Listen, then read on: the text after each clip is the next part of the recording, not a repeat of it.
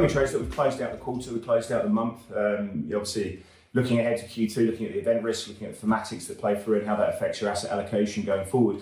But today, we are seeing people playing it pretty defensive. If you have a look at the FX market, the yen's working quite well, the Swiss franc's working quite well. So those two select funding currencies, finding some buyers and just closing out some of those short positions we've been seeing. It's really all about selling the euro, the NOK, and also the Swedish krona there. We can talk about the thematics, but NOK yen's down about 2.6%, dollar NOK's up about 2.6%. We saw euro dollar trade up into 111.48. It got smacked right back down, and looking for a bearish outside day reversal there. If we see the follow through playing through, then you've got a target of 109.55, which is that bottom end of the floor that we've been seeing.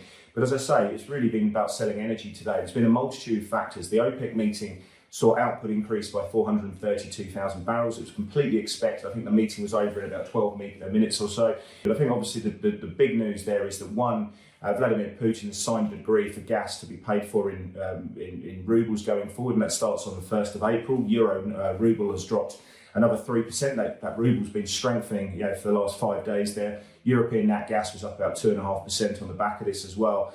We've also seen Joe Biden release 1 million barrels of strategic reserves into the wild there. And of course, that's going to bring the reserves down to the lowest level since 1984. The big thing here is, of course, if you have a look at that futures curve in crude, it is so backwardated. If you bring supply to the front end, effectively you can bring down that crude and de-incentivize funds to be long for the roll down forward. So you've got to look at that curve, and it is flattening out a bit at the moment. If you have a look at the moves in crude today, we've seen big sellers playing through as the sessions rolled on.